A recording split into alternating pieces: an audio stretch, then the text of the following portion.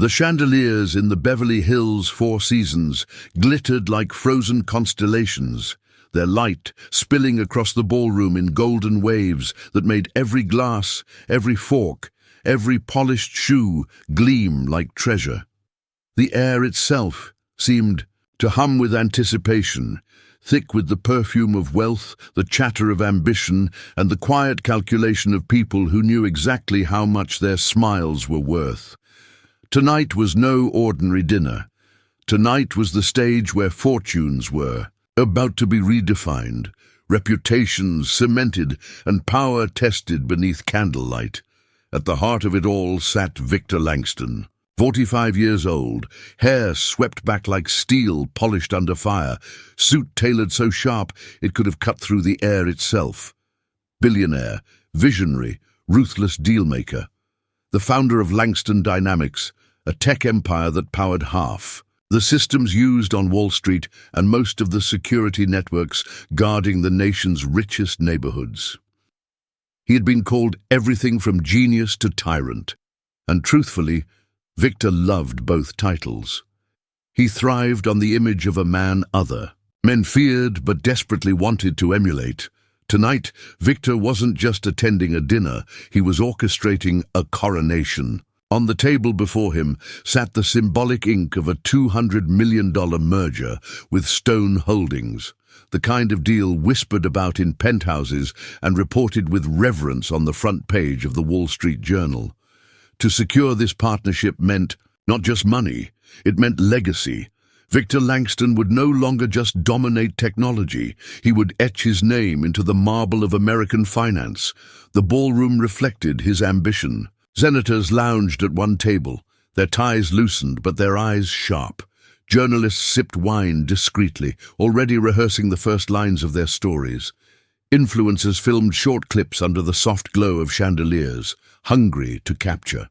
The kind of night their followers dreamed of, but could never touch. Every detail, from the towering floral centerpieces to the faint jazz drifting from the stage, seemed choreographed for history. And yet, history never waits where it is expected. It often walks in quietly, unannounced, wearing shoes no one notices. That was how Amara Lewis entered the room. She didn't arrive like a queen or a mogul. She carried no entourage, no camera, no crown. She carried a tray. 25 years old, slim but strong from long hours on her feet, hair pulled back into a simple bun, black apron tied neatly at her waist. Her presence seemed invisible at first, swallowed by the grandeur.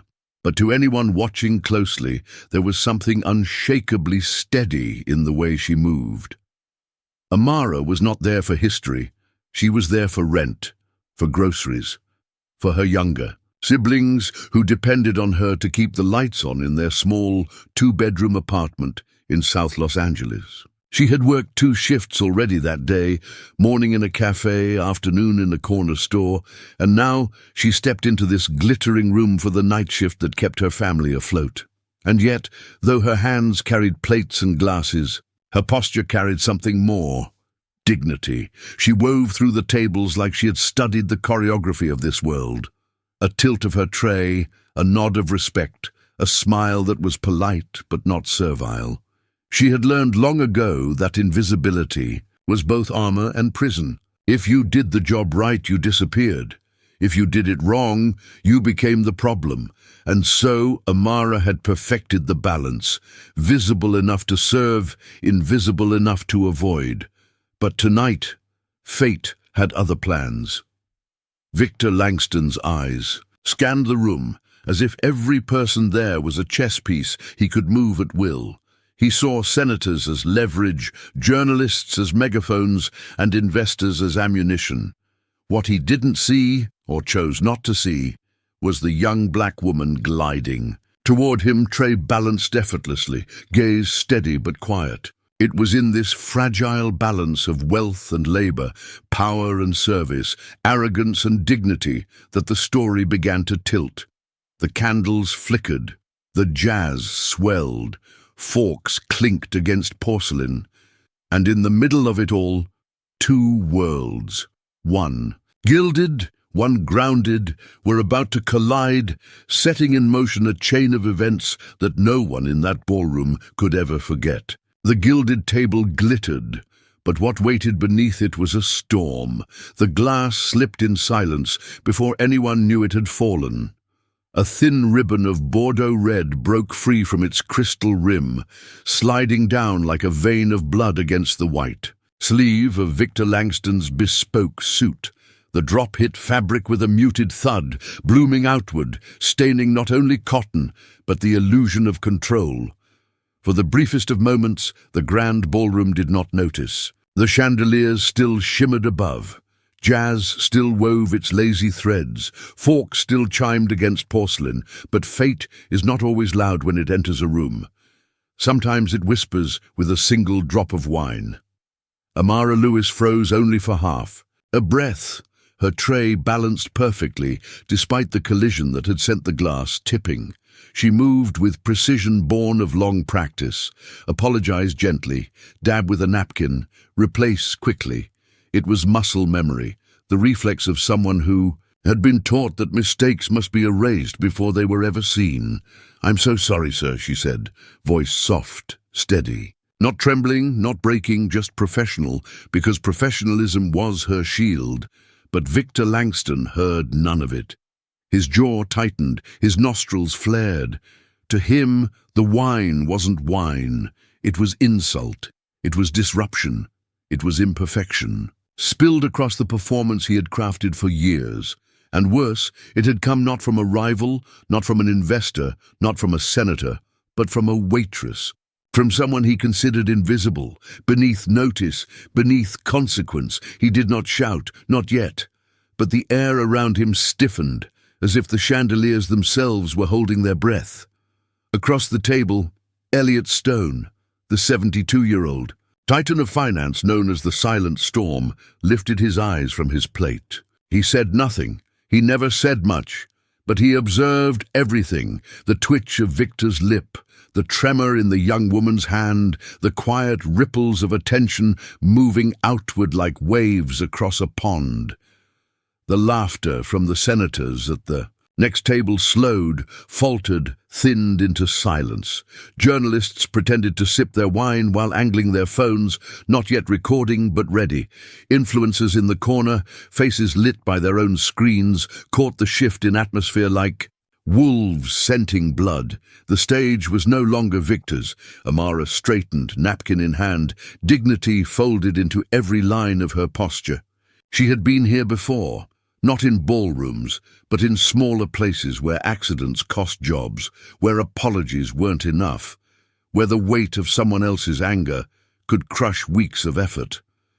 But tonight, something in her stayed still. She would not shrink. She would not vanish, and that stillness infuriated Victor more than the wine. He leaned back, eyes narrowing as if studying a flaw in a diamond. His lips curled. And then, his voice sharp enough to slice through the velvet air. "Don't touch me," he hissed, each syllable deliberate, venom wrapped in silk. "You mindless little girl." The words rang louder than any outburst could have. The jazz vaulted mid-note. A fork clattered against china somewhere across the room. In one instant, the noise of wealth collapsed into the suffocating silence of shock. Amara did not flinch. She blinked once, slowly, as if the insult were not a dagger, but a storm she had walked through before. She did not apologize again. She did not defend herself. She did the hardest thing a human being can do when humiliated in public. She chose silence. Not the silence of surrender, but the silence of defiance. The silence that says, "I am still here. I am still whole." And you cannot touch that. Phones tilted higher, cameras opening like eyes that never blink. Every angle, every frame, every word was being captured. The room had shifted. This was no longer a dinner, it was a trial, and the jury was the world outside these walls, waiting in real time to judge. Victor adjusted his cufflinks, his hands steady, but his eyes wild as if trying to convince himself he had not lost control. He forced a smirk, The kind he reserved for boardrooms where intimidation worked like currency, but intimidation tonight was bankrupt. Elliot Stone placed his fork down, the sound of silver on porcelain echoing like a gavel. He still did not speak. He didn't need to. His silence was heavier than words, and it was aimed squarely at Victor Langston. The weight of the night tilted further. What had been one drop of wine was now the crack of thunder before a storm, and in that storm's eye stood Amara Lewis, apron neat, shoulders squared, holding nothing but her dignity, and it was the most powerful weapon in the room. Would you, like me, to continue Chapter 3 with the same cinematic escalation, where Victor loses even more control and makes the fatal mistake of grabbing Amara's wrist? That's the point where the suspense erupts into action. The air inside the ballroom was heavy, as though every chandelier crystal had swallowed the insult and now held it, suspended, waiting to drop. The words still lingered, thick and sharp. Mindless little girl. They had echoed far beyond Victor. Langston's lips seeping into the walls, bouncing off polished marble, piercing through silk gowns and tailored suits. For a moment, no one dared to breathe.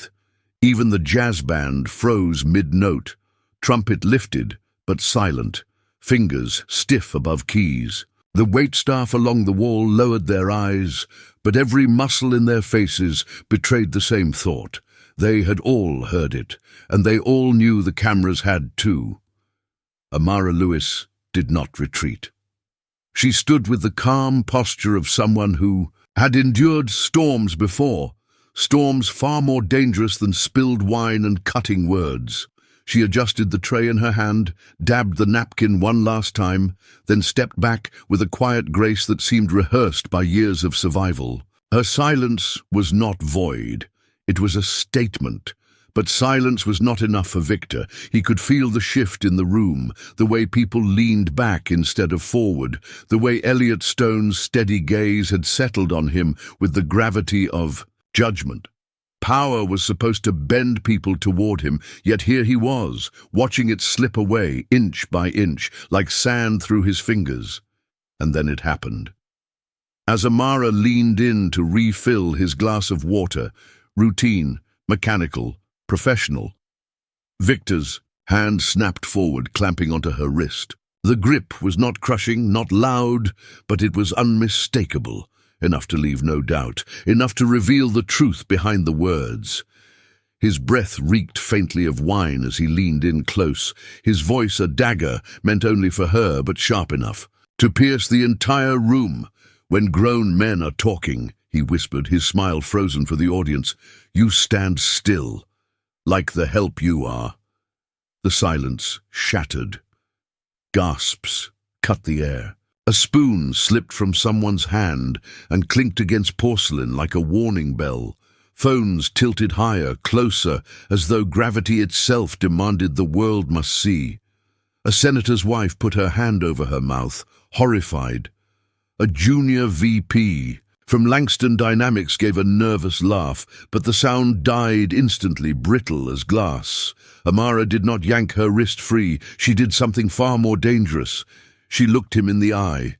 Her gaze was calm, unwavering, stripped of apology. No tears, no flinch, no fear.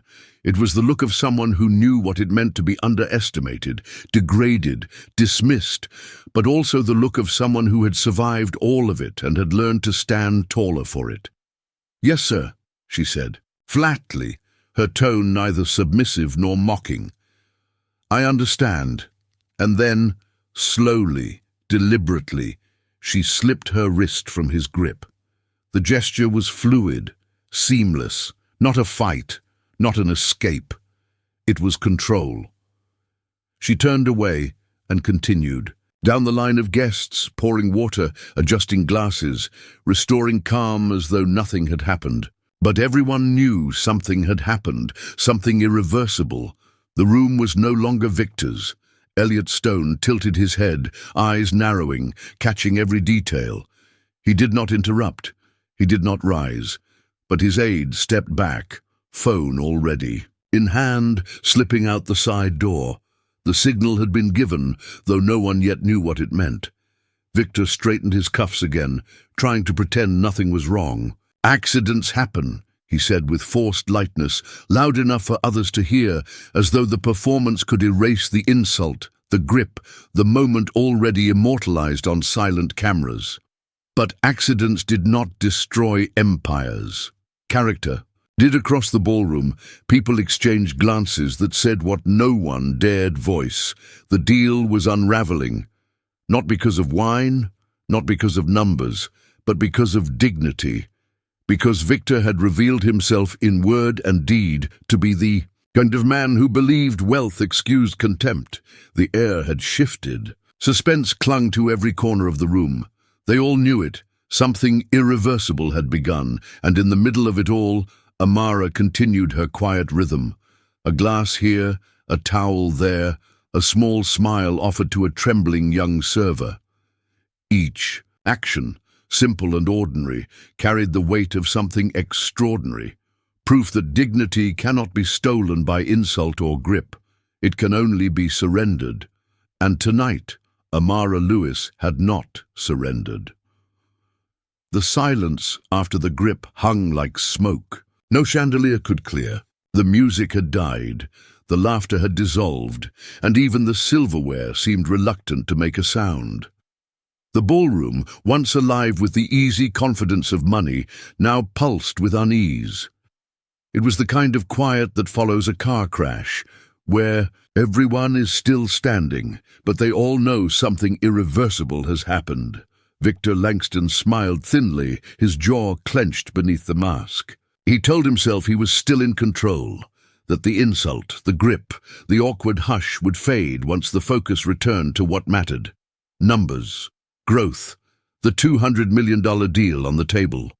He leaned forward, forcing his voice into that smooth, rehearsed register he'd mastered in countless boardrooms.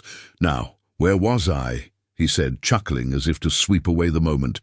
"Post-merger synergies, revenue doubling within 18 months. Our global footprint expanded overnight, but no one heard the numbers. The words drifted across the table like smoke rings, pretty but meaningless. Eyes no longer followed him. Investors stared at their plates. A senator cleared his throat, but didn't speak. A young executive fiddled nervously with his phone, angling it just so, the tiny camera open but silent. Victor felt it. The room was slipping away from him. Yet he clung harder, his voice louder, more desperate. "Winners don't get distracted," he declared, his hands slicing the air for emphasis. "They stay focused. They control." The irony was cruel and immediate. The more he insisted on control, the more visible his lack of it became. Across the table, Elliot Stone moved. Not much, just a fork set down with exaggerated care. The sound of metal against porcelain echoed louder than Victor's booming promises. Heads turned, drawn by that single small gesture. Elliot didn't speak. He didn't need to. The weight of his silence was a verdict all its own. Victor's eyes flicked toward him, irritation sparking. Why wasn't Stone nodding? Why wasn't he reassuring the room that all was well? Victor had always admired the man's restraint, but tonight that restraint burned like ice. Elliot tilted his head slightly, his gaze landing not on Victor but on Amara Lewis. She was moving quietly, refilling glasses, straightening cutlery, offering small gestures of calm in a room thick with tension. She didn't tremble, she didn't hide. She carried herself as if the humiliation had slid off her like rain from stone, and Elliot saw it. He saw what others missed, the way she placed the glass of water first before the elders, then the assistants, then the investors, leaving Victor last. A detail so small it might have been invisible, but Elliot had built an empire on noticing the invisible. The decision crystallized in his mind. He leaned toward his aide and spoke 3 words so soft only one person heard them. "It's time." The aide nodded, rose, and disappeared through a side door, phone already pressed to his ear. The suspense tightened like a wire pulled taut across the ballroom. No one knew what time meant, but they felt it, the shift, the quiet rearrangement of power. It was no longer Victor Langston's night. It belonged to the man who had spoken only 3 words and to the young woman whose silence had become thunder. Victor plowed ahead, clinging to his script. "Imagine the integration possibilities, ladies and gentlemen," he said, forcing a smile. "Distribution channels multiplied, ROI skyrocketing, numbers don't lie." But the room wasn't measuring numbers anymore. It was measuring him. Forks hovered, untouched. Phones buzzed faintly with alerts, tiny vibrations carrying headlines already breaking beyond these walls. The story was leaving the ballroom, racing into the bloodstream of the internet. And once there, no deal, no PR team, no billion-dollar empire could cage it. Elliot Stone sat back, his face unreadable, hands folded neatly. His silence was the storm cloud over Victor's sun. And Damara, steady as ever, kept moving, one glass at a time, her presence no longer background, but center stage. The room waited, suspended in breathless anticipation. Something was coming. They all felt it, like the static before lightning strikes. And when it came, it would not just scorch Victor Langston, it would rewrite the entire evening. The ballroom was a stage where every breath counted, and in that moment all eyes were trapped in a fragile dance between silence and spectacle. The words, "mindless little girl," still vibrated against the polished walls, though Victor Langston had tried to bury them beneath a flood of numbers. He clung to his PowerPoint promises like a drowning man grips driftwood, voice rising in forced confidence. 2-quarter integration. Double ROI in 18 months. Unprecedented global reach. But the room wasn't listening anymore. The room was watching him, watching her, watching Elliot Stone, who hadn't said a single word but had already shifted the center of gravity. Victor felt it, the invisible spotlight moving away from him. His jaw clenched. His cufflinks clicked as he adjusted them for the 5th time, each small movement betraying the anger boiling beneath his crafted smile. He had built a reputation on power, on never flinching, never apologizing, never conceding ground. But tonight, ground was slipping, and the more he tried to hold it, the faster it vanished. Amara Lewis moved with the same grace she had carried from the moment she stepped into the ballroom. She poured water for a senator, smiled gently at a nervous server, bent to pick up a colored pencil a child had dropped, returning it with a warmth that was quiet but undeniable. Her dignity moved through the room like a tide, subtle but relentless, and then she came back to him. Victor sat straighter, forcing a grin as if daring her to meet his eyes. She didn't flinch. She leaned in to refill his glass, her hand steady, her posture composed. The tray tilted just so, the stream of water glinting under chandelier light. For everyone else, it was routine. For Victor, it was a threat. The idea that she could still move with such poise after he had tried to cut her down, that was the final spark. In a sudden, sharp movement, Victor's hand shot forward and clamped onto her wrist. Not a crushing grip, but deliberate, tight enough to leave no doubt, soft enough to mask as control. The crowd froze. He leaned in, his smile rigid, his voice low enough to feign privacy, but loud enough to slice the air around them. When grown, "Men are talking," he murmured. "You stand still, like the help you are." The words were poison, delivered with the calmness of a man who thought he owned the room. But tonight, the room no longer belonged to him. A ripple moved outward. Forks hovered in midair. Breaths caught. A senator's aide lowered his eyes, too ashamed to look. Phones tilted higher, cameras catching the moment in perfect silence. This wasn't a whisper anymore. It was evidence, and everyone in the ballroom knew it. Amara did not fight. She did not pull away in panic. Instead, she lifted her gaze, her eyes locked onto his, steady as steel, unbent as oak. She let his words hang there, and when she spoke, her voice was even, almost flat, but full of something no power could steal. "Yes, sir, I understand." And then, slowly, deliberately, she slipped her wrist free. Not yanked, not forced, freed. The gesture was seamless, like brushing away dust. And in that simplicity lay a truth the entire room understood. She was not the one trapped. Gasps rustled through the tables. A woman at the far end whispered, "Did you see?" before stopping herself, as though naming it would make it worse. A junior executive dropped his pen, the sound like a pin striking glass. Victor's smile faltered, his jaw tightening as though he had just realized what he'd done. But it was too late. The deed was sealed. The mask was gone. Amara turned her back on him, not rudely but gracefully, as though he was simply the last guest to serve. She continued down the line, pouring for others, smiling gently at those who couldn't meet her eyes, moving like nothing had happened. But everyone knew something had. Elliot Stone leaned slightly forward, his gaze fixed, not on Victor but on Amara. He saw the composure, the subtle order of her actions, the way she chose to carry dignity when humiliation had been thrust upon her.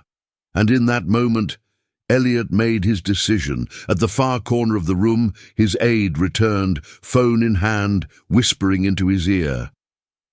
Elliot nodded once, slowly, the tiniest gesture carrying the weight of inevitability. Victor, oblivious, tried to reclaim his stage. "Ladies and gentlemen," he said, raising his voice, "this is business. It's about results, not distractions. Let's focus." But no one was focused on him anymore. They were focused on the truth they had just witnessed.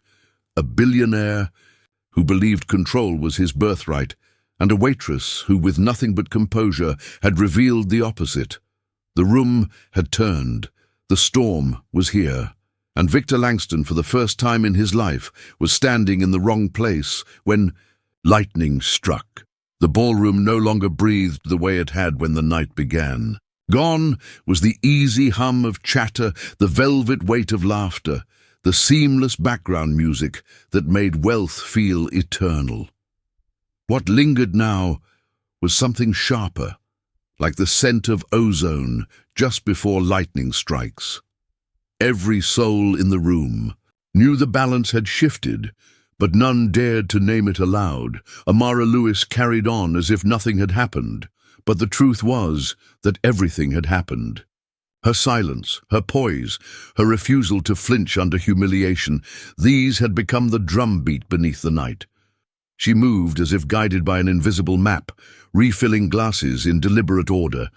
Elders first, assistants before bosses, investors before hosts, and always Victor Langston last. The order was small, nearly invisible, but to the people who understood power, it screamed louder than a microphone. It was a declaration that dignity did not belong to wealth or title. It belonged to those who chose to wield it. Victor noticed. His jaw twitched as he tracked her every step. What enraged him wasn't the spill, nor even the murmurs whispering through the room. It was that she had the audacity to remain whole, that she hadn't cowered, hadn't begged, hadn't broken. His empire had made grown men bend. This waitress, this girl from nowhere, stood straighter after his grip. "Still, learning your place," Victor muttered under his breath as she passed him, words sharp enough to slice skin, though meant to sound private. A few at the nearest table heard, and the air tightened once more. Across from him, Elliot Stone's eyes flickered. The silent storm, as people called him, was 72 years of watching men like Victor wield power as a weapon. He had seen fortunes rise and fall, companies built and burned, and yet the true test was never in the numbers. It was always in the character that surfaced when no one thought they were being judged. Stone placed his utensils down for the second time that evening. Slowly, deliberately. A quiet gesture, but one that cracked like a gavel. His aide, standing at the wall, caught it instantly. He stepped out again, phone already in hand, and the whispers of consequence rippled further. Phones buzzed in laps, subtle but constant. Some guests checked stock alerts. Others drafted quiet texts beneath the table. Journalists pretended to sip champagne while their fingers flew across screens, each keystroke a spark that would soon ignite headlines. Victor, blind to the gravity, kept talking. The integration model is airtight, 2 quarters, maybe less, before we see exponential growth. Our valuations will soar. His words were airless now, hollow shells bouncing off walls that no longer cared, because the room had fallen back to the moment. The insult, the grip, the humiliation delivered like truth, and the silence that answered it. Amara bent to pick up a napkin a child had dropped. She smoothed it gently across the table, smiled at the girl, and returned to her path. The small act was unremarkable, but in contrast to Victor's rage, it was monumental. It was proof that even when stripped bare, dignity endures. Stone saw it. He always saw the details others missed, the small habits that revealed the soul. And tonight, he saw 2 souls laid bare, one trying desperately to control, the other refusing quietly to be controlled. A senator leaned toward his wife, whispering, "This is finished." She nodded but did not look away from Amara.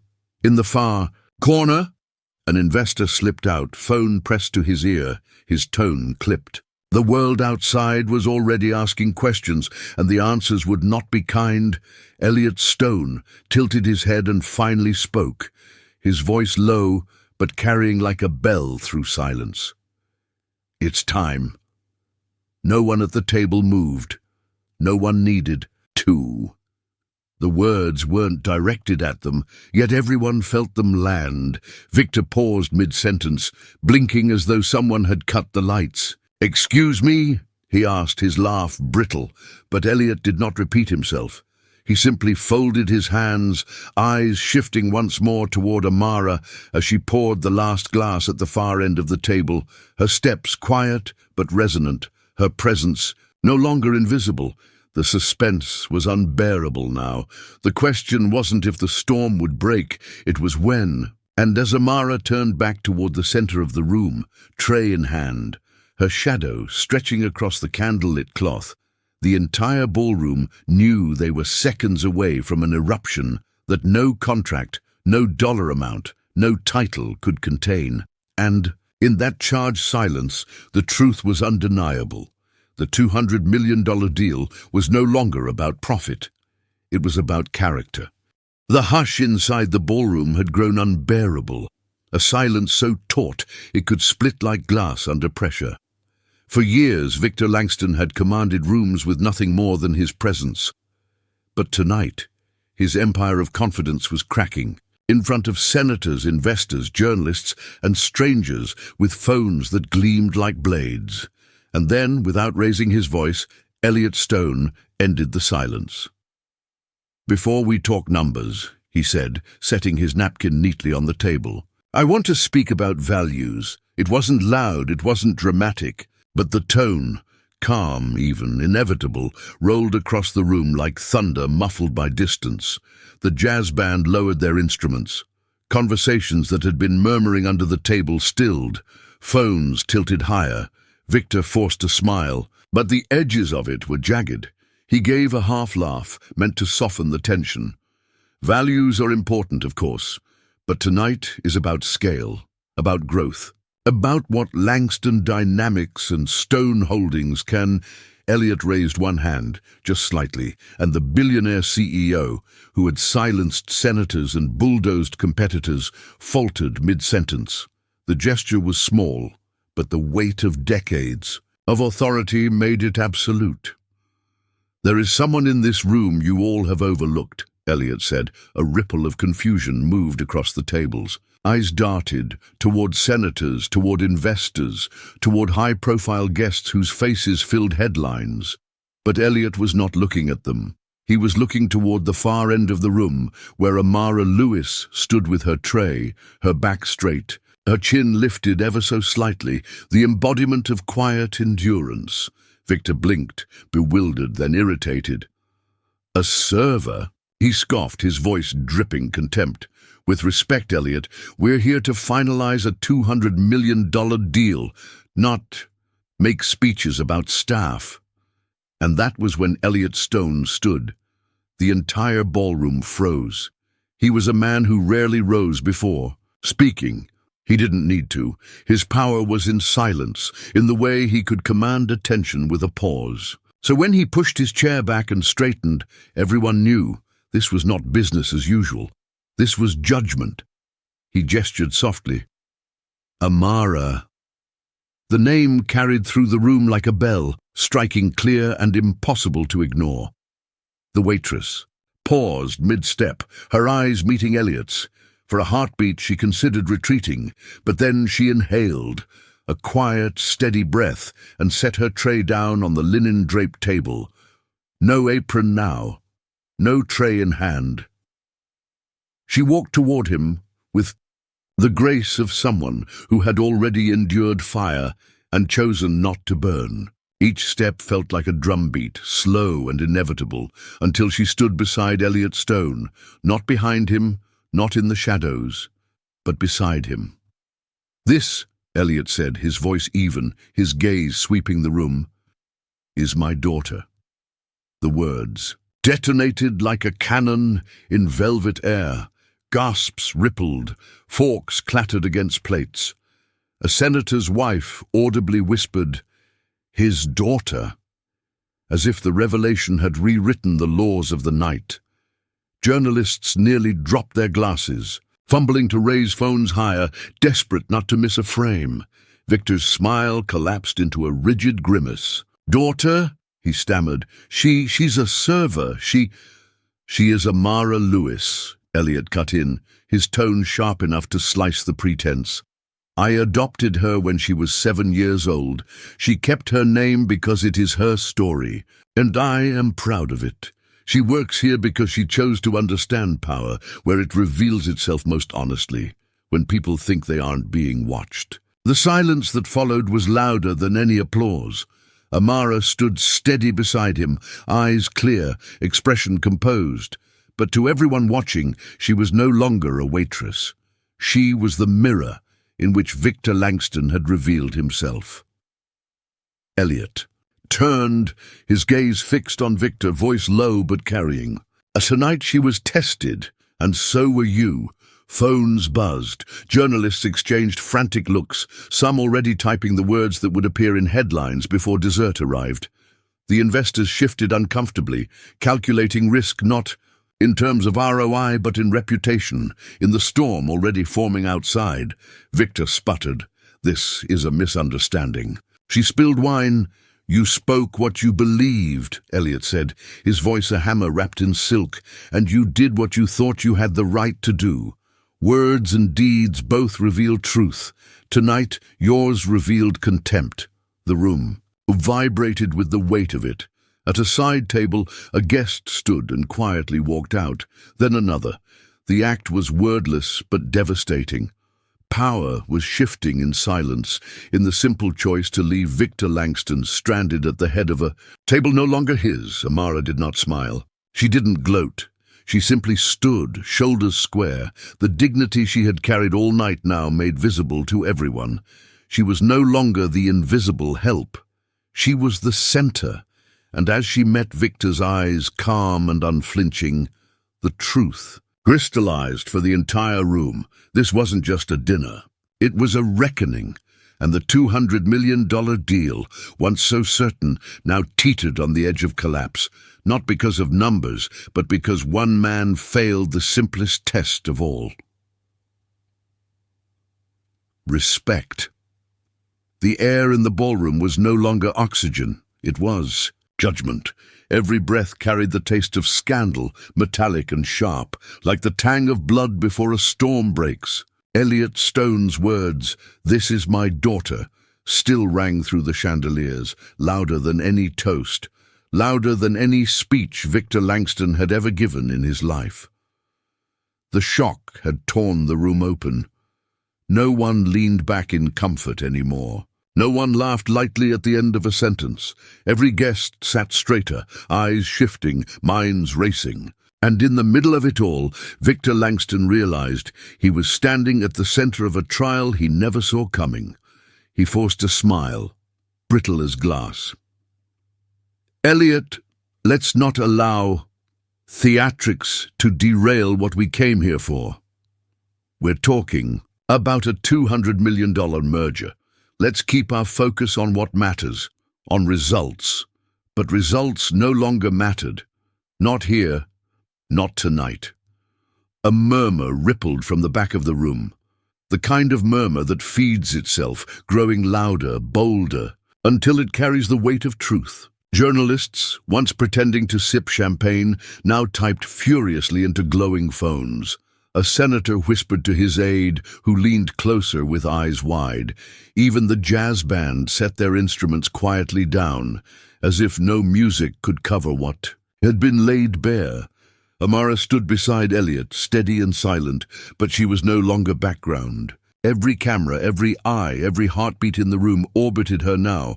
The young waitress, dismissed as mindless, had become the measure of the night. Victor tried to retake control. He rose, glass in hand, his voice dripping charm that no longer charmed. "Ladies and gentlemen, accidents happen. Words are twisted. A glass of wine is spilled. Nerves are high. Surely we won't let a misunderstanding overshadow the opportunities before us. This is business. This is growth. This is the future." But even as he spoke, people were rising. It began at the far end of the table, quiet as a whisper. A woman in a navy dress stood, smoothed her napkin, and walked out. No speech, no gesture, just absence. Her chair scraped the floor with a finality that echoed. Then a man followed, an investor whose silence tonight had been heavy with disapproval. He didn't glance at Victor as he left, and then more. One guest, then three, then an entire cluster rose together, moving toward the doors. It wasn't loud, it wasn't dramatic, but in its restraint it was lethal. Elliot's aide returned, leaned into his ear and murmured, "It's confirmed. Press has the footage. Headlines going live in minutes." Victor felt the tremor ripple through his chest. He glanced toward the journalists, saw the frantic tapping, the glowing screens. He knew before the words appeared what they would read. Stone Holdings withdraws from $200 million Langston Dynamics deal after public incident in Beverly Hills. And he knew the footage, the insult, the grip, the humiliation, was already spreading. Like fire through dry brush. "Elliot," he tried again, desperation leaking into his tone. "Let's not be hasty. You and I know markets don't forgive weakness. Give me an hour, give me a day. I'll smooth this over. You'll see. This doesn't need to end here." But Elliot Stone had already ended it. He pushed back his chair, rose to his full height, and looked at Victor, not with anger, but with the cold finality of a man who had weighed the scales and closed the ledger. When character is tested in public, consequences must also arrive in public. He didn't shout, he didn't point, he didn't condemn. He simply sat back down. And yet the verdict rang louder than a gavel. Victor's smile crumbled. He turned toward Amara, hoping to claw back an inch of humanity. You should understand. I didn't mean—" Amara's voice cut through, calm, sharp, undeniable. "You insulted me publicly. If you are sorry, you'll apologize publicly." The words struck like lightning. Phones caught them instantly, captions waiting to be born. You insulted publicly. You apologize publicly. The line that would define the night. At that moment, Victor Langston understood the truth he had spent his life ignoring. Money could buy silence, but it could not buy respect. By the time dessert should have been served, the room was already unraveling. Chairs scraped back like dominoes. Conversations burst in hurried whispers. A senator walked out, head bowed. Investors excused themselves in cold, clipped tones. Even staff moved with a different rhythm. no longer invisible, no longer bound by the false gravity of his presence. Victor Langston stood alone at a gilded table that glittered with silverware but had turned into a witness stand. His empire had not collapsed from numbers, nor from strategy, but from a truth spoken softly by a woman he had tried to make small. And, somewhere beyond those doors, a newsroom hit publish. Phones buzzed in unison across the ballroom. The story was out, the deal was dead, and so, perhaps, was Victor Langston's reign. The ballroom dissolved into chaos disguised as composure. At every table, hands trembled around crystal glasses, phones glowed with incoming alerts, and whispered calculations rippled like aftershocks from an earthquake. No one raised their voice, yet the silence was no longer silence. It was noise louder than any orchestra, the kind of noise that meant reputations were collapsing in real time. Victor Langston remained at the head of the gilded table, but the table no longer belonged to him. He looked less like a king, and more like a man stranded, surrounded by silver, and candlelight that mocked him with their elegance. His smile had evaporated. Sweat prickled at his temple, hidden poorly beneath the expensive sheen of his suit. Then it happened, a chorus of faint buzzes, vibrations against fabric and wood. Every phone in the room lit at once, like fireflies blinking in unison. Headlines spread across screens faster than champagne could ever flow. Stone Holdings exits 200 MIT. Langston Dynamics deal after public incident in Beverly Hills. Underneath, a video clip, 30 seconds long, crisp, frame perfect. The moment Victor's hand clamped onto Amara Lewis's wrist, his words audible. "When grown men are talking, you stand still, like the help you are." The sound hit the room harder than any speech. This wasn't rumor, this wasn't hearsay, this was evidence. A senator who had been quietly calculating political donations slid his chair back and left.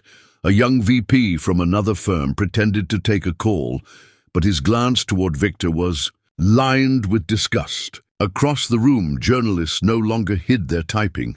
They typed openly, their screens reflecting in glasses of wine left unfinished. Victor felt the shift. Desperation licked at his throat. He stood, raising his voice for the first time. That evening. This is being taken out of context. I have always valued diversity in my company. This is an attempt to smear me, to destroy what we've built. My record speaks for itself. But records no longer mattered. Context no longer mattered. The video was the record now. Amara remained at Elliot Stone's side, not triumphant, not vengeful, simply still. Her silence was more powerful than his shouting. She had no press statement, no legal team, no fortune to shield her. All she had was composure, and that was enough.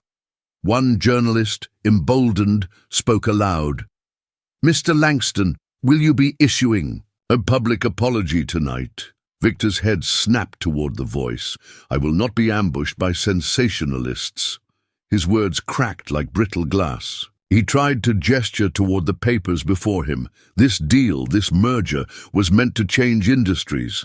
Don't let one misunderstanding derail. Elliot Stone cut in.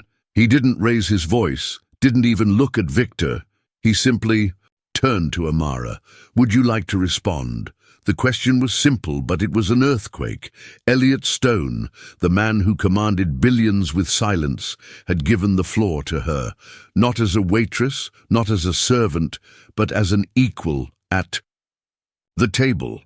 Amara inhaled slowly, her voice calm, her words deliberate. "He insulted me publicly. He touched me without my permission publicly. If he has any respect left, he will apologize publicly. No excuses, no ifs, no buts." The room stilled. Journalists' fingers flew, capturing the line as if it were scripture. No excuses, no ifs, no buts. Victor's face drained of color. He turned toward Elliot.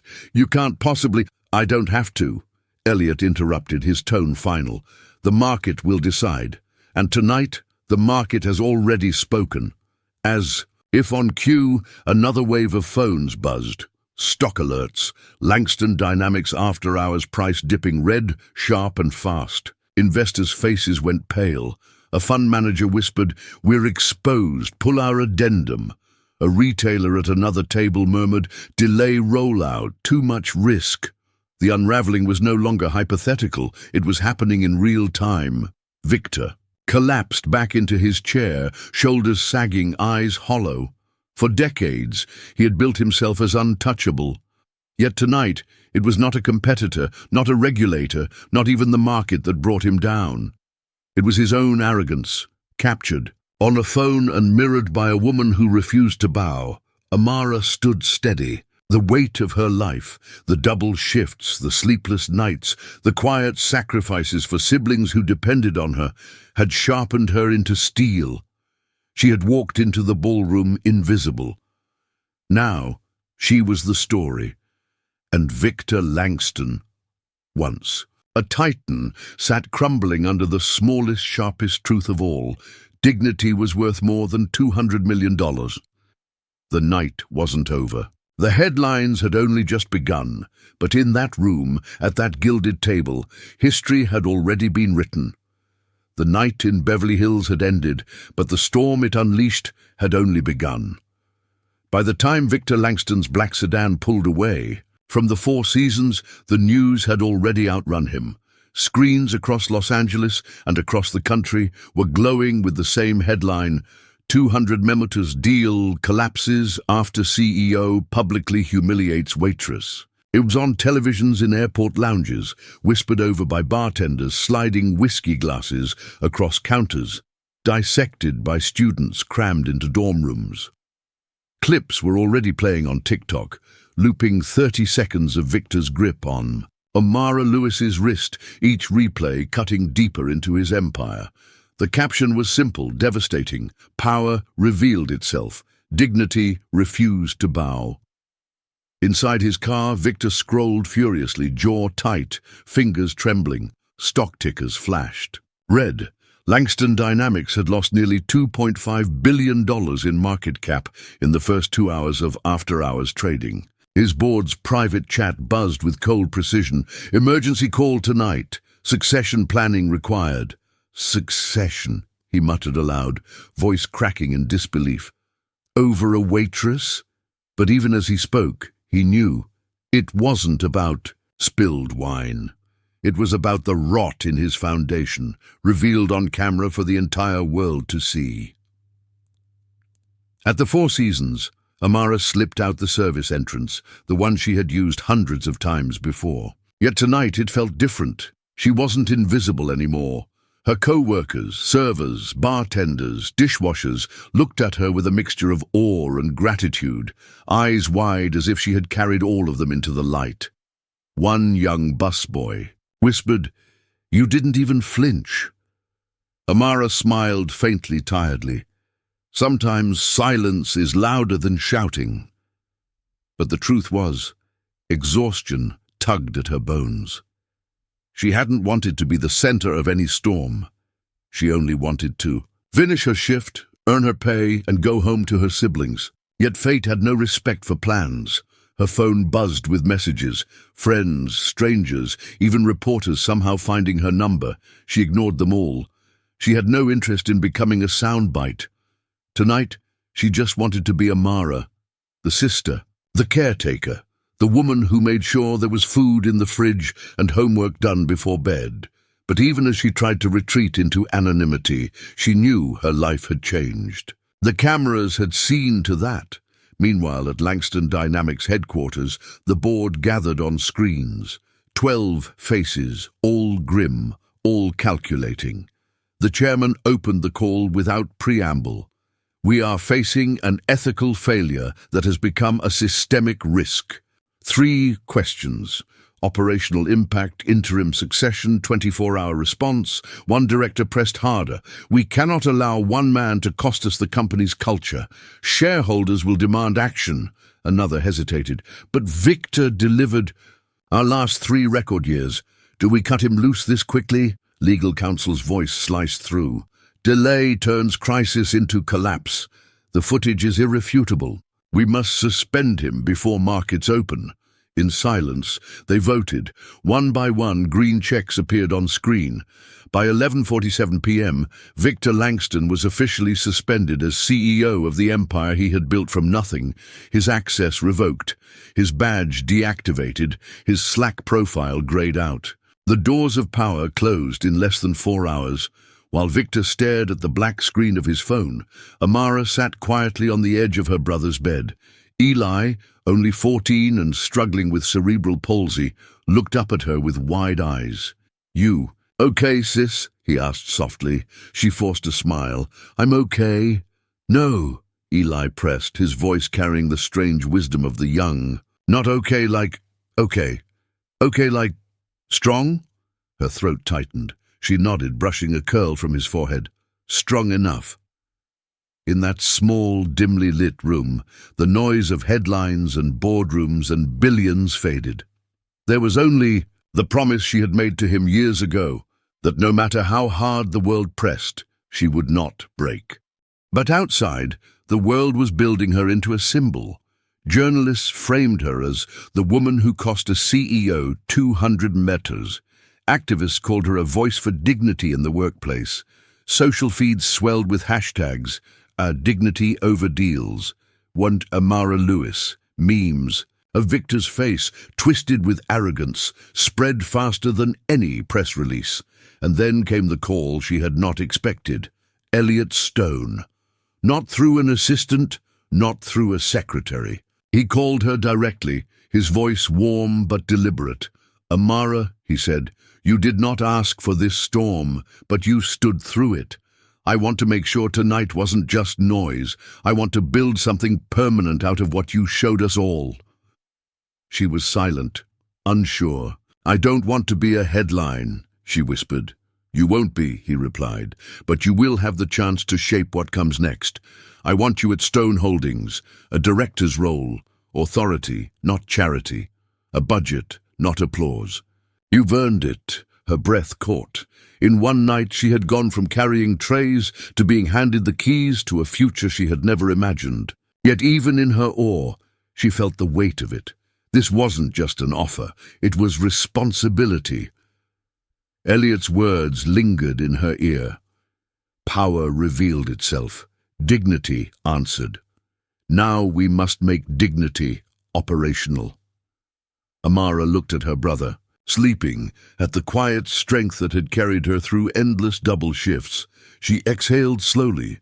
"Okay," she whispered, "but only if it means change is real." And just like that, the storm of Chapter 10 crystallized into something bigger than a scandal. It became the seed of a movement. The night had shattered Victor Langston's empire, but for Amara Lewis, it was only the beginning. Morning did not rise gently on Los Angeles. It broke like a hammer.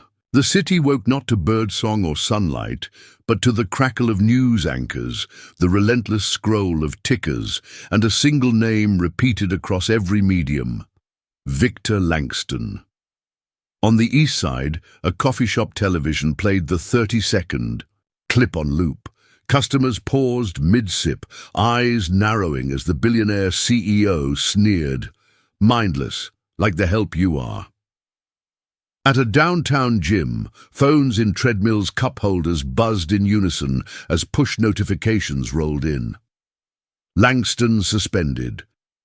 As CEO, 200-meter deal collapses overnight. Waitress at center of scandal, named Amara Lewis. The storm that had cracked open in the ballroom now stretched across America, and its two protagonists woke to vastly different mornings. Victor Langston's penthouse, 6:12 a.m. He hadn't slept. His penthouse was a fortress of glass and steel, but no wall could hold back the flood of disgrace. Screens glowed in every corner, each one replaying the same footage. His face, his hand, his words. Victor sat slumped in a leather chair, robe hanging loose, hair unkempt for the first time in decades. In front of him, a laptop camera blinked red. 5 drafts of an apology sat open on the screen, each one stripped down until only hollow words remained. Ladies and gentlemen, I regret. Mistakes were made. He stopped recording, snarling at himself. Too polished, too fake. He tried again. I want to apologize to Amara Lewis. His voice cracked. The words lodged like gravel in his throat. He had built a life on dominance, on control. To bow now felt like ripping his own spine out. His PR team texted relentlessly, "Post now, before markets open." The board called, curt and merciless. "You have hours to salvage what's left of your name." Victor gripped the glass of scotch on the desk, knuckles white. He had conquered competitors, regulators, politicians. But this was different. His empire hadn't been beaten by numbers. It had been undone by dignity, and for the first time in decades, Victor Langston looked afraid. Stone Holdings, 9 a.m. Amara Lewis stood at the entrance of Stone Holdings, nerves tightening in her chest. She wore no apron today, only a navy blazer that Elliot had insisted on, though she had chosen flats instead of heels. Comfort over display. She passed through security gates with a new badge clipped to her lapel. Director, Corporate Humanity. Title still felt foreign on her, heavy, fragile.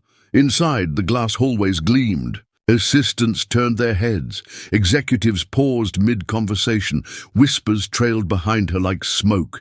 Isn't that her? The waitress? They're saying Stone adopted her. Director already? Sounds like nepotism, Amara heard. It all. She didn't flinch. She carried herself the way she had in the ballroom, measured, steady, unbent. Still, every whisper cut. Every sidelong glance reminded her that stepping into this building was not victory. It was trial. Elliot waited for her in a small conference room, tea already poured. His eyes, calm but sharp, searched her face. How do you feel? She exhaled slowly. Like I walked into the lion's den without armor. You don't need armor, Elliot said. You need truth, and truth, Amara, is sharper than any blade. He slid a folder toward her. Inside, budget allocations, organizational charts, draft frameworks for a new program he called the Humanity Initiative. But he didn't dictate. He looked at her.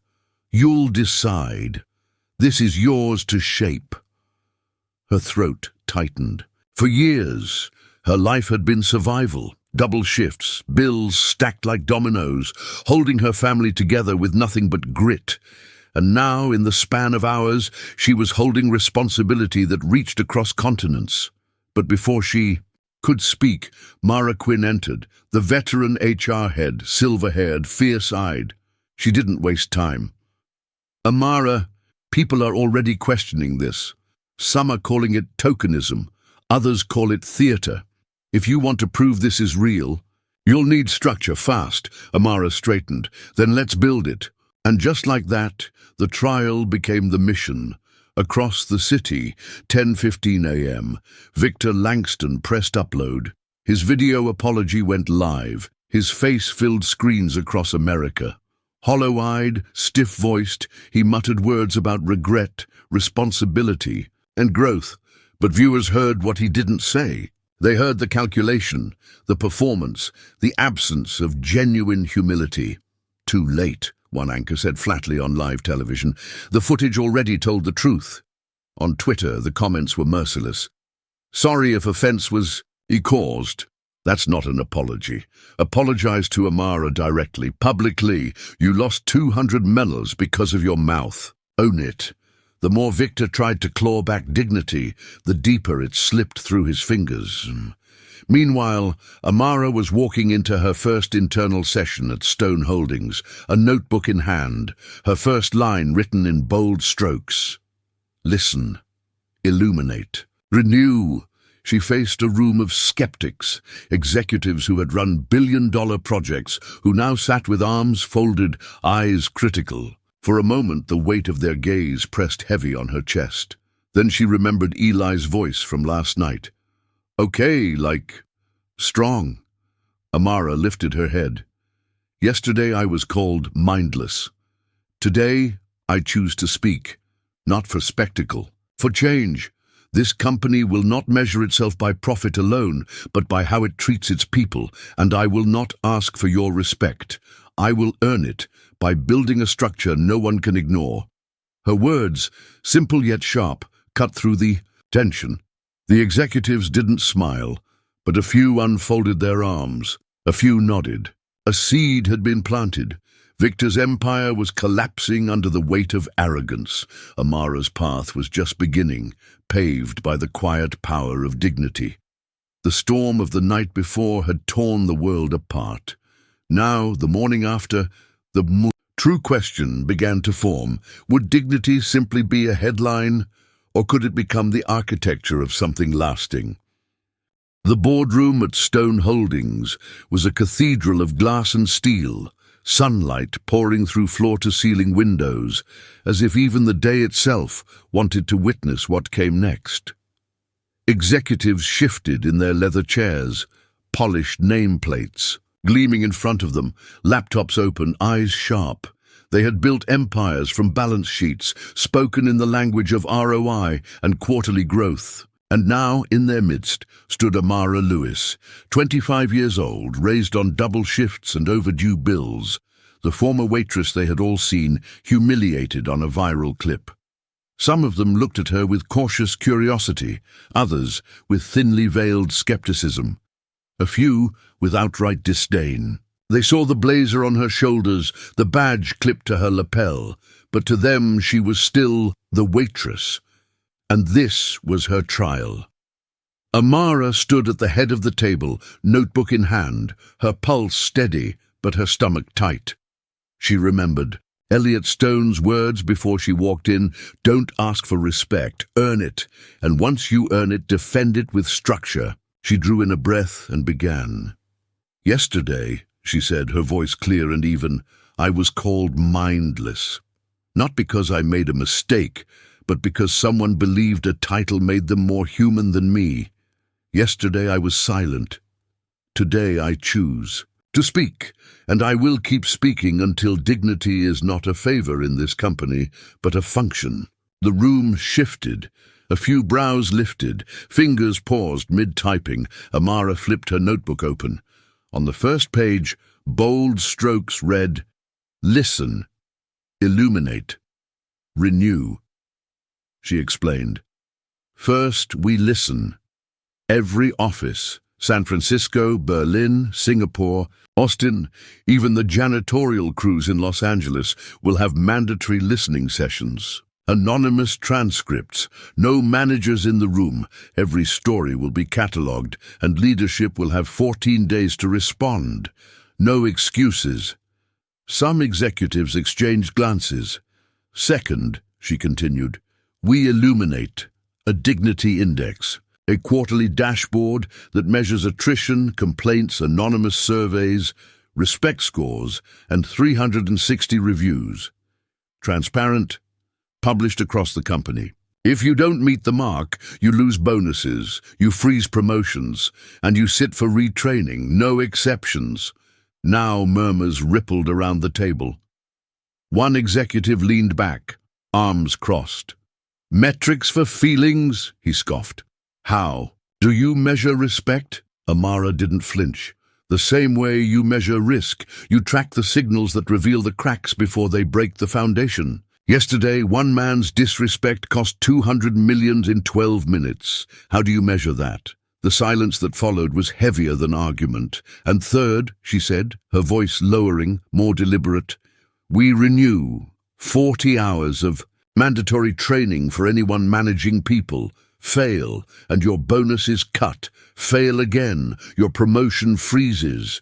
Leadership is not a perk, it is a skill. And if you cannot treat people with dignity, you cannot lead them."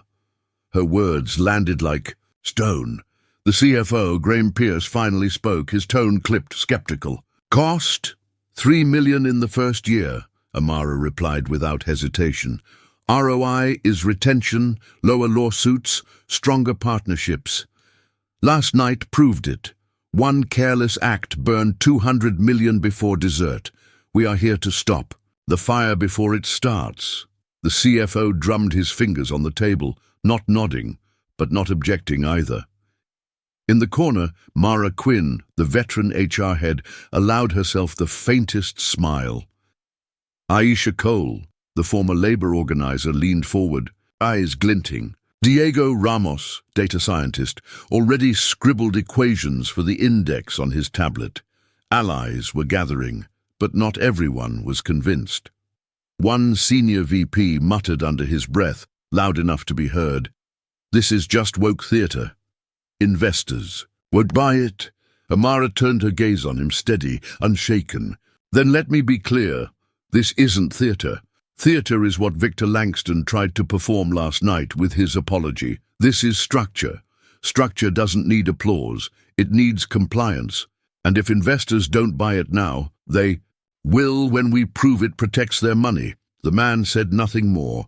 By the time the meeting ended, the boardroom was split, not in applause, but in possibility. Some still doubted her. Some wanted her to fail. But others, quietly, had been moved. As the room emptied, Elliot Stone approached, his silence heavy but warm. "You didn't just survive that," he murmured. "You planted a stake in the ground. From here it grows." Amara exhaled, her shoulders finally easing. She looked down at her notebook. The 3 words stared back at her. Listen, illuminate, renew. For the first time, she believed they could become more than ink. Across town, Victor Langston watched her speech leak onto the news. Clips of the Waitress-turned-director laying out reforms were already trending. He slammed his fist on the desk. "They're turning her into a saint," he spat. "She's a child. She has no idea how this world works." But even as he spoke, a gnawing realization clawed at him. The world was changing. And the more he resisted, the smaller he looked. Amara left Stone Holdings that night to a flood of messages. Strangers calling her brave, employees volunteering for her pilot programs, critics accusing her of being a symbol instead of a leader. She ignored them all. She walked home, slipped off her blazer and sat with Eli, who practiced standing again, his legs trembling but determined. "Count with me," he said. She held his hands. 1, 2, 3, 4... And for those few seconds, as Eli balanced on his own, Amara remembered why she had stepped into that boardroom at all. Not for applause, not for revenge, for dignity, for him and for everyone who had ever been told they were less. The storm did not calm, it shifted.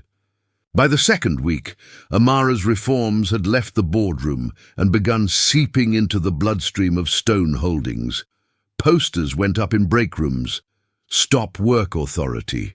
No retaliation. Anonymous hotlines buzzed to life. Diego's first prototype of the Dignity Index dashboard flashed red, yellow, green across internal monitors like a new heartbeat. But with every pulse came resistance. It began quietly. Executives whispered in hallways, their polished shoes clicking like coded signals.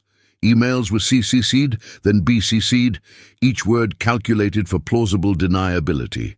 Some smirked in meetings when Amara spoke, their smiles as sharp as knives. "She's never run a division," one scoffed over drinks. "What does a waitress know about metrics?" "She's here because of the headlines," another muttered. "Let the storm blow over, then we'll bury this initiative in committee."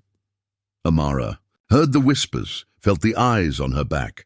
They wanted her to fail, to collapse under the weight of her own inexperience. And in truth, doubt gnawed at her too. Every night she lay awake staring at her notebook, wondering if she was building something strong or just scaffolding that would topple at the first shove. But then she thought of Eli counting to 4, his legs trembling, refusing to quit. She thought of the servers at the hotel who had lifted their eyes when she stood tall. She thought of the millions of people who had seen the video and whispered, "That could have been me. Failure was not an option." The first test came with Revener Logistics, a $35 million partner in negotiations. Their board dialed in via video conference, polished and confident, At first it flowed smoothly, slides about supply chain efficiency, forecasts, integration models. Then at minute 37, the veneer cracked. One Revener executive placed a hand on a junior staffer's shoulder, pressing her out of frame. "Let someone with proper English handle this part," he said, chuckling. Silence struck the room like lightning. Amara froze, not out of fear but calculation. Was this the moment? Was this the battle to choose? Then, before she could move, Jordan Price, a mid-level manager from Stone's customer service team, raised his hand. "Stop work," he said, his voice steady. Everyone fell silent. Jordan repeated, louder this time, "Stop work. We just witnessed a dignity violation, dismissing a speaker because of her accent. By protocol, we pause this meeting to reset how dialogue is conducted." The Revener executives blinked, caught off guard. Their leader frowned. "It's just efficiency," he snapped. Amara leaned forward. "We don't save time by burning dignity," she said, her tone cool as steel. "The clause applies before contracts are signed." Ravenna bristled. "If you're this strict, maybe we're not a fit." Before Amara could respond, CFO Graham Pierce, once her harshest skeptic, spoke up. His voice was calm, deliberate. "If you're not this strict, then maybe you're truly not a fit." The room froze. The words hung heavier than any contract. Elliot Stone, silent until now, set his pen down. "Talks are suspended for 7 days. If you wish to continue, send a repair plan. Leadership training, 0 retaliation commitment, and that young woman will present her full section at the next meeting." The call ended in stunned silence. Amara exhaled. She hadn't expected Jordan to step forward, hadn't expected Graham to back her. And yet, there it was, the proof that the structure was working. When the room cleared, Elliot turned to her. They tried to push back. "You held the line. That's how culture shifts, not in speeches, but in pauses." For the first time, Amara felt the faint glow of momentum. But storms do not give way so easily. That night, an op-ed appeared in the Financial Times. "Stone Holdings drifts toward woke capitalism." Anonymous quotes dripped like acid. "The Waitress has no business running board policy. Investors will flee. This is theater, not business." Victor Langston read it in his penthouse, a dark smile curling across his face. Finally, cracks. Finally, a narrative he could exploit. He called his fixer. "It's time," Victor said. "I want to make my move back. Push the story. This isn't accountability. This is revenge. A power grab. She's a pawn." The fixer paused. "And if they point back to the video?" Victor's jaw tightened. "Then we drown it with doubt. We don't erase the stain. We smear the cloth until no one can see what's clean anymore." Back at Stone Holdings, Amara sat with Mara, Diego, Aisha, and Graham, reviewing the day's fallout. "Ravenna will come back," Diego said, tapping his dashboard. "Their COO already requested cultural training modules." "But the press is cutting us," Mara warned. "They're framing you as a symbol, not a leader." "Symbols don't survive," Aisha added bluntly. "Structures do." Amara closed her notebook, her voice firm. "Then we keep building. We don't fight with words, we fight with results. If the index goes green, if attrition falls, if dignity becomes operational, then no headline can erase it." She looked around the table, at the faces of those who had begun as skeptics and now sat as allies. "But make no mistake," she added softly, "this storm isn't finished. Victor Langston hasn't disappeared. He's waiting, and when he moves, we need to be ready." Silence filled the room, heavy, electric. The battle wasn't about a $200 million deal anymore. It was about control of the narrative, the soul of the company, and the future of dignity in business itself. And in the shadows, Victor Langston sharpened his claws. The city of Los Angeles pulsed like a restless vein the night Victor Langston decided to strike back. It had been 90 days since the ballroom collapse, 90 days since a careless insult turned into a cultural earthquake, and 90 days since Amara Lewis went from invisible waitress to the face of something larger than herself. Victor had waited, licking his wounds, biding his time. Now the tide of whispers, doubts, and woke capitalism op-eds gave him an opening, and he intended to seize it with teeth bared. Victor's return. The ballroom scandal had stripped him of his throne, but not his resources. Victor still had allies in dark corners, lobbyists who owed him favors, media contacts who thrived on outrage, old investors who feared change more than they feared scandal. That evening, his fixer delivered a thick file, leaked memos, out-of-context emails, old staff complaints twisted into sharp daggers. Victor's lips curled. "Perfect," he muttered. "We'll flip the script. She's not a leader. She's a pawn. She's nepotism wrapped in pity." By midnight, a slick video appeared on fringe networks, the truth about Amara Lewis. Grainy clips of her at Stone Holdings were spliced with insinuations, claims she skipped meetings, whispers that Elliot Stone had adopted her as a publicity stunt, sources suggesting she'd never earned the seat she occupied. Victor leaned back in his chair, eyes gleaming. "If they won't erase me," he whispered, "I'll erase her." Inside Stone Holdings at the same hour, Amara sat with her team, eyes burning from exhaustion, notebook filled with scribbles from the day. Diego had just presented the latest numbers. Attrition down 9 points, complaint response time cut from 19 days to 6, respect scores climbing steadily. The proof was there. Data, hard and undeniable. But even as the team exhaled with cautious relief, Mara Quinn's phone buzzed. She frowned, reading the screen. "They're coming for you," Mara said flatly, sliding the phone across the table. On it, the smear campaign blazed across headlines. "The Waitress director. A symbol, not a leader. Hashtags spread like wildfire. It is token Amara. Stone nepotism." Amara stared at the screen, the words burning. She had expected pushback, but not like this. Not so cruel, not so calculated. For a moment her chest tightened. She remembered the whispers in the hallways, the glances that already doubted her. Would this give them the excuse they needed? To bury her alive? Silence fell heavy over the table. Ashisha leaned forward, her voice low, fierce. "This is no accident. This has Victor's fingerprints all over it." Elliot Stone entered just then, silent as always, eyes scanning the room.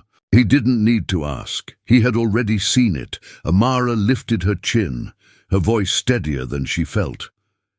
"Then we answer.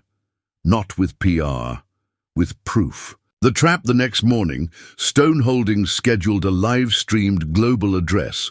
Amara would lead it. Investors, employees, partners, and critics would all be watching. The stakes were clear. Prove the humanity initiative was more than a headline, or watch it collapse under the weight of Victor's smear. Victor smiled when he saw the announcement. "She'll choke on the stage," he told his fixer. "She doesn't have the spine. When she falls, I'll be waiting to reclaim what's mine." But what Victor didn't know was that Amara wasn't walking into his trap. She was building one of her own. The address, the studio lights were merciless, but Amara stood beneath them with calm eyes. No teleprompter, no rehearsed lines, just truth. 3 months ago, she began, I was called Mindless. Today, I stand here not as a symbol, but as a builder. And what I build, you can measure. She clicked a remote. Behind her, Diego's Dignity Index flashed live, graphs showing complaint drops, retention climbs, respect scores improving across continents. Hard numbers, undeniable. You can attack me. You can question my story, but you cannot question results. These numbers aren't mine. They belong to the people who decided dignity is worth defending. The comments on the live stream scrolled faster than anyone could read. This isn't theater. This is math. Respect looks like profit. She's doing more in 3 months than Victor did in 30 years, and then Amara turned, her voice dropping sharper. As for the smear campaign, let me be clear. I didn't ask for this role. I didn't lobby for it. I was given visibility by one man's insult. What I've done since then has nothing to do with pity. It has to do with proof. And if anyone still believes I don't deserve this chair, pull the brake on me too. Because no one is exempt. Not even me. The room behind the camera fell, silent. Elliot Stone folded his arms, eyes proud. Mara blinked away a tear. Diego grinned. Aisha whispered, "God damn." The smear campaign crumbled in real time. The shocking reveal, but the most shocking blow came minutes later. As Amara ended, the address, Elliot Stone stepped forward for the first time. "I wasn't going to say this," he said quietly, his gravel voice carrying. "But since truth is on the table, here it is." Victor Langston knew Amara long before that night in Beverly Hills. She applied to Langston Dynamics 2 years ago for an entry-level analyst role. She was rejected, not because she lacked skill, but because Victor himself wrote in the margin of her resume, "Doesn't fit the culture." Gasps filled the studio. Journalists scrambled. Screenshots appeared instantly, verified, irrefutable. Victor hadn't just insulted her in the ballroom, he had dismissed her long before, buried potential under arrogance. The revelations spread like wildfire. In an instant, the narrative flipped again. The hashtags turned. The mindless culture began trending, aimed not at Amara, but at Victor. Victor's collapse in his penthouse. Victor watched the revelation hit networks like a detonation. His face drained of color. His fixer whispered, "They have the memo. It's over," Victor roared, sweeping a glass off the table, shattering it against the wall. For decades, he had built his empire on control, on bending narratives to his will. Tonight, his own words, scrawled in arrogance years ago, had become the blade that cut his throat. Amara's quiet victory. Back at Stone Holdings, Amara walked off the stage. No applause, no fireworks, just the quiet hum of a company beginning. To believe. She returned home that night, blazer folded neatly, notebook tucked under her arm. Eli was waiting with his walker. "Did you stand strong?" he asked. She smiled softly, kneeling beside him. "I did, but not alone. I had people holding me up." Eli counted aloud as he pushed himself upright. 1, 2, 3, 4. His legs trembled. 5. He held it, longer than ever before. Amara's throat tightened. She clapped softly, tears stinging her eyes. And in that quiet living room, far from cameras, far from headlines, she understood. The true victory wasn't the boardroom, or the numbers, or even Victor's downfall. It was this. Her brother standing a second longer. People across the company daring to pull the brake. Small moments of dignity multiplying into something stronger than money, something unbreakable.